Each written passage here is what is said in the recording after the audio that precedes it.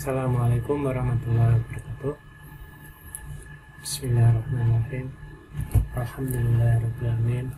Nahmaduhu wa nasta'inuhu wa nastaghfiruh wa na'udzu billahi min shururi anfusina wa min sayyiati a'malina.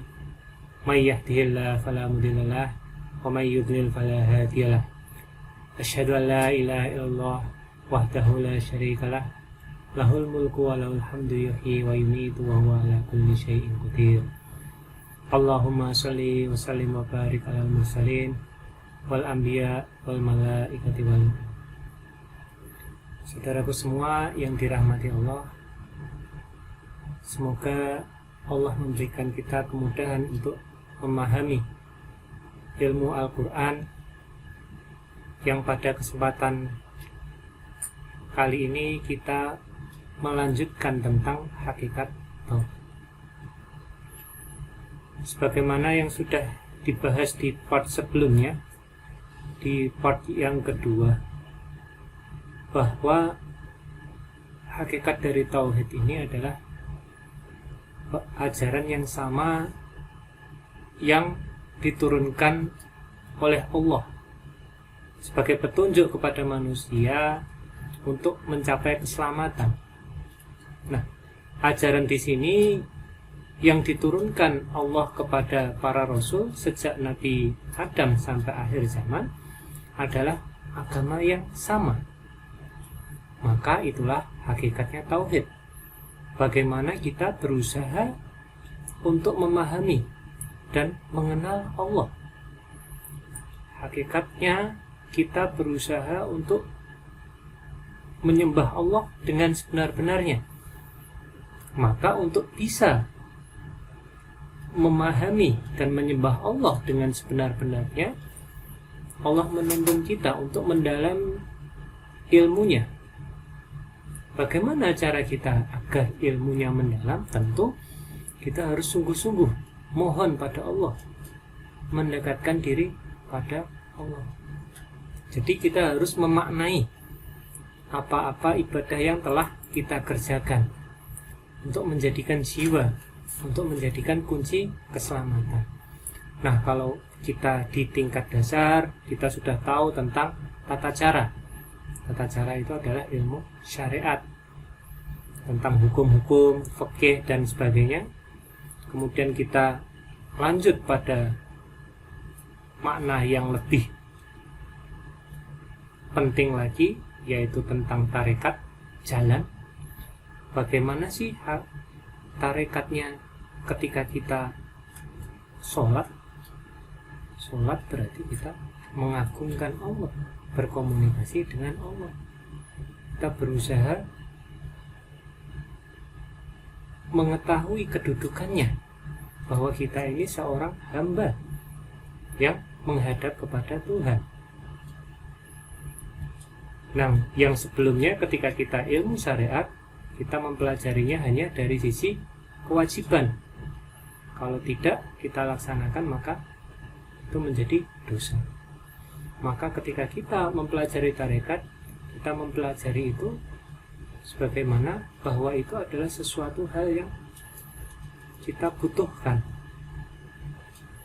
Nah, sedangkan ketika kita lebih belajar mendalam lagi, adalah kita mengenal Tuhan, untuk merasakan kerinduan, untuk mengingat Allah, untuk bertemu dengan Allah, mencintai Allah di atas yang lain, sehingga kita nanti pada hakikatnya akan memberikan pemahaman yang lebih dalam lagi tentang ilmu ma'rifat, mengenal Allah, arafah, mengenal Allah dengan sebenar-benarnya. Tentu hal ini butuh ada suatu kesungguhan, suatu perjuangan yang sungguh-sungguh.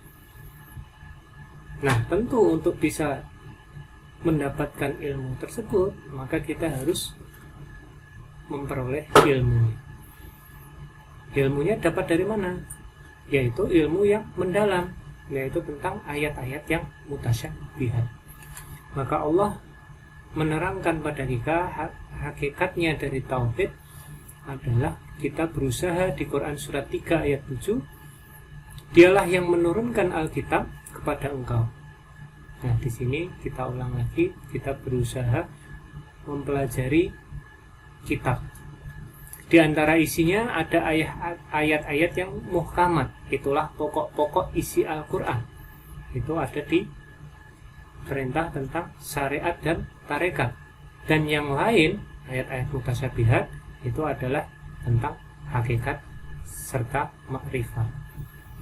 Maka kita tidak mungkin mencapai hakikat dan makrifat ketika kita meninggalkan dari tingkat yang pertama, yaitu syariat dan tarekat. Karena itu adalah sebuah jalan untuk menghadap kepada Allah, tidak bisa ditinggalkan. Dan itu adalah sebagai bagian perjalanan. Maka ketika kita hanya syariat, suatu saat Rasulullah menegur kepada sahabatnya, jangan sholat seperti ayam yang sedang mematuk makanan. Harus ada unsur khusyuk, tumakninah. Nah, bagaimana kita bisa khusyuk dan tumakninah? Maka perlu ilmu yang mendalam. Nah, di sini hakikatnya adalah ayat-ayat yang mutasyabihat. Kemudian kita harus berusaha untuk mengingat Allah dengan menyebut-nyebut atau mengagungkannya dengan sangat kuat, lebih dari mengagungkan nenek moyang kita, sebagaimana di Quran surat 200. Tentu dengan itu Allah memberikan rahmat sehingga membimbing kita menambah ilmu pengetahuan untuk mendalami ayat-ayat mutasyabihat. Dan jangan sampai ada rasa bangga diri, memecah belah agama menjadi beberapa golongan. Maka itu kita hakikatnya adalah mempersekutukan Allah. Maka kita lihat kembali, Allah memperingatkan jangan sampai kita memaki-maki. Oh, yang ini salah, menyebut ajaran itu salah. Tidak usah. Tapi kita harus saling menghormati dan menghargai. Ketika kita diskusi, kita sampaikan pendapat kita sampaikan hujah kita berdasarkan ayat Al-Quran. Tetapi tidak boleh kita memaksa atau memaki mereka. Seperti itu. Sebagaimana di Quran surat 6 ayat 108. Karena demikianlah kami jadikan setiap umat, setiap golongan menganggap baik pekerjaan mereka. Tetapi yang baik pekerjaan mereka ketika tidak didasari oleh ilmu pengetahuan kitab Al-Quran, maka itu belum tentu baik dan benar menurut pandangan Allah. Nah, kemudian Allah akan memberitahukan nanti di waktu akhir hayat kita. Kemudian kepada Tuhan mereka lah kembali mereka. Lalu Allah memberitahukan kepada mereka apa yang dahulu mereka kerjakan, yaitu dalam bentuk laporan, yaitu kitab Iliyin dan kitab Sijil. Maka mohon kepada Allah agar kita selalu diberikan petunjuk dan bimbingan untuk bisa memahami Al-Quran dengan makna yang sebenarnya dan mengamalkan apa yang Allah perintahkan yang ada di dalam Al-Quran. Caranya gimana? Dengan selalu banyak mengingat Allah, sehingga Allah selalu membimbing kita. Kita ingat Allah pagi, petang, siang, dan malam. Sebagaimana di Quran surat 3 ayat 190-191. Nah, kemudian apa sih agama itu yang benar? Jadi agama keselamatan yang diajarkan para rasul semuanya adalah sama. Yaitu apa? Allah memperkenalkan sesungguhnya agama yang diridhoi di sisi Allah, apa namanya? Hanyalah Islam. Tiada berselisih orang yang telah diberi Alkitab, kecuali sesudah datang pengetahuan kepada mereka, karena kedengkian yang ada di antara mereka. Kemudian kita bikin kelompok-kelompok sendiri, nama-nama sendiri, Islam A, Islam B. Nah, jangan. Barang siapa yang kafir terhadap ayat-ayat Allah, maka sesungguhnya Allah sangat cepat hisabnya. Jadi ajaran Nabi Musa kepada kaum Yahudi adalah Islam juga. Ajaran Nabi Isa kepada kaum Nasrani adalah Islam juga. Semuanya sama. Nah, kita lanjut di part 3. Sesungguhnya kamu dapati orang yang paling keras permusuhannya terhadap orang-orang yang beriman, yakin kepada Allah dan kitabnya, ialah orang-orang Yahudi dan orang-orang musyrik. Dan sesungguhnya kamu dapati yang paling dekat persahabatannya dengan orang-orang yang beriman ialah orang-orang yang berkata, sesungguhnya kami ini orang Nasrani. Nah, ajarannya sama karena mereka membaca Alkitab. Yang demikian itu disebabkan karena di antara mereka itu orang-orang Nasrani terdapat pendeta-pendeta dan rahib-rahib. Karena sesungguhnya mereka tidak menyombongkan diri. Dan apabila mereka mendengar apa yang diturunkan kepada Rasul, maka kamu lihat mata mereka mencucurkan air mata disebabkan kebenaran Alkitab. Karena dia membaca Alkitab sebelumnya, isinya sama dengan bahasa yang lebih jelas lagi. Jadi Al-Quran bukan menjiplak dari Taurat ataukah Injil, tetapi Al-Quran menjelaskan secara lebih rinci lagi dan membenarkan kitab-kitab yang terdahulu. Nah, kalau kita meyakini, maka nanti Allah juga bisa memberi petunjuk untuk menjelaskan lebih detail lagi apa-apa yang sudah tercantum di dalam Al-Quran. Maka kita bisa meyakininya tadi. Nah, mereka yang memahami tadi mengetahui seraya berkata, ya Tuhan kami telah beriman. Maka catat kami bersama orang-orang yang menjadi saksi atas Alkitab dan kerasulan. Maka pada saat itu Waraqah bin Naufal ketika saudaranya Khadijah mengajak Rasulullah, ketika diceritakan bahwa Rasulullah mendapatkan wahyu di Gua Hira, maka dia membenarkan. Karena apa yang tercantum di dalam kitab sebelumnya, yaitu Taurat dan Injil, tidak menselisih apa yang diturunkan kepada Rasulullah Muhammad. Jadi cirinya adalah ajarannya adalah sama. Karena ajaran para Rasul adalah sama, meluruskan hal-hal yang masih kurang lurus karena ketidakpahaman atau keterbatasan manusia di dalam memahami Alkitab. Maka tadi Allah menyatakan, yang bisa membenarkan itu siapa? Allah menyatakan bahwa tidak ada Tuhan melainkan Dia. Nah, kita supaya bisa membenarkan ajaran itu, maka kita harus sungguh-sungguh meyakini bahwa Allah dialah Tuhan yang paling mengetahui. Jangan kita buru-buru, oh ini ajaran sesat. Kita renungkan, kita tanya pada Allah di dalam sholat kita, dalam zikir kita, apakah ajaran ini benar? Dengan banyak kita berzikir, dengan banyak kita sedekah, puasa dan sebagainya, maka nanti Allah akan membimbing melalui rohani kita, melalui mutmainnah kita yang menegakkan keadilan. Para malaikat dan orang-orang yang berilmu juga menyatakan demikian, yaitu membenarkan ajaran Tuhan. Karena bahasa dari Allah tentu akan berbeda dengan bahasa dari makhluk. Akan ada sebuah rahmat yang luar biasa besar, energi yang tinggi. Wahyu Tuhan tidak bisa dibuat-buat. Maka ketika kita bersih benak akal hati kita, kita bisa mengakui bahwa kalimat tersebut adalah kalimat yang benar, yang datangnya dari Tuhan. Tak ada Tuhan melainkan Dia yang berhak disembah, yang maha perkasa lagi maha bijaksana. Quran surat 3 ayat 19. Tidak ada ajakan untuk mengkultuskan seseorang, tetapi ajarannya selalu kembali pada Allah, mentauhidkan Allah. Bahasanya santun, bahasanya sangat tinggi. Nah, itulah contoh dari wahyu Tuhan.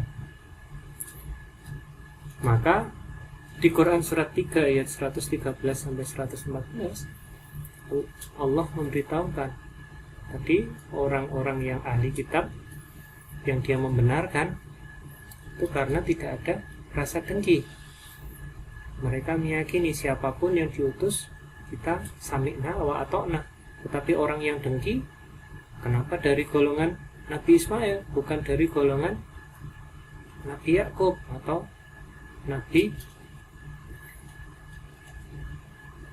Su'aib atau Nabi Isa, seperti itu. Jadi ketika mengetahui bahwa Rasulullah Muhammad dari keturunan Nabi Ismail, maka ada kedengkian. Maka akhirnya mereka tidak menerima ajaran Rasulullah. Allah berfirman, mereka itu tidak sama di antara ahli kitab. Di antara ahli kitab itu ada golongan yang berlaku lurus. Mereka membaca ayat-ayat Allah pada beberapa waktu di malam hari, sedang mereka juga bersujud, sembahyang.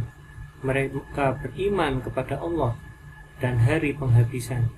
Mereka menyuruh kepada yang ma'ruf dan mencegah dari yang mungkar, serta bersegera kepada mengerjakan berbagai kebajikan. Mereka itu termasuk orang-orang yang soleh. Karena Allah menyukai orang-orang yang soleh, maka Allah memberikan petunjuk kepada orang-orang yang soleh tersebut sehingga bisa membenarkan Rasulullah Muhammad, sebagaimana di Quran surat Al-Qasas 28 ayat 14. Orang-orang yang telah kami datangkan pada mereka Alkitab sebelumnya, mereka beriman pula dengan Alkitab yang sekarang. Jadi apakah kita meyakini Alkitab yang sekarang ataukah hanya Alkitab yang sebelumnya, Al-Quran? Nah, Alkitab yang sekarang akan menjelaskan lebih detail lagi. Dan apabila dibacakan Al-Quran itu kepada mereka, mereka berkata, kami beriman kepadanya. Sesungguhnya Al-Quran itu adalah suatu kebenaran dari Tuhan kami. Sesungguhnya kami sebelumnya adalah orang-orang yang membenarkannya. Jadi ketika kita membenarkan Al-Quran, tentu kita akan membenarkan ajaran kitab yang setelahnya, karena isinya adalah tidak ada perselisihan. Kalau Al-Quran bukan datangnya dari Allah, tentu akan ada banyak perselisihan di antara kitab tersebut, karena ayat-ayatnya banyak seperti itu. Dan ayat-ayatnya adalah ayat-ayat mutasyabihat, hanya orang yang berakal lah yang bisa mengambil pelajaran. Bagaimana agar kita termasuk orang yang berakal? Kita harus berusaha mengingat Allah pagi, petang, siang, dan malam. Di Quran surat 3 ayat 190-191. Kemudian Allah memberitahukan di Quran surat 3 ayat 64. Katakanlah, wahai ahli kitab, marilah berpegang teguh pada suatu kalimat ketetapan yang tidak ada perselisihan antara kami dan kamu, bahwa tidak ada yang kita sembah kecuali Allah, dan tidak kita persekutukan dia dengan sesuatu pun, dan tidak pula sebagian kita menjadikan sebagian yang lain sebagai Tuhan selain Allah. Jadi sama dari ajaran para Rasul terdahulu. Jika mereka berpaling, maka katakanlah kepada mereka, saksikanlah bahwa kami adalah orang-orang yang berserah diri kepada Allah. Jadi mudah-mudahan kita bisa diberi kekuatan untuk selalu berpegang teguh kepada kitab Allah, diberi petunjuk sehingga bisa meyakini apa yang Allah jelaskan di dalam kitab yang diturunkan sekarang dan kitab yang diturunkan sebelumnya. Tidak membeda-bedakan para Rasul, dan Allah membimbing kita, menyelamatkan kita di akhir hayat sehingga husnul khotimah, terbawa iman serta pakaian. Mudah-mudahan Allah selalu memberi petunjuk kita dan kita diberikan kerinduan untuk selalu mentadaburi dan mempelajari Al-Quran dengan sebenarnya. Mohon maaf apabila ada salah kata. Wabillahi taufiq wal hidayah. Assalamualaikum warahmatullahi wabarakatuh.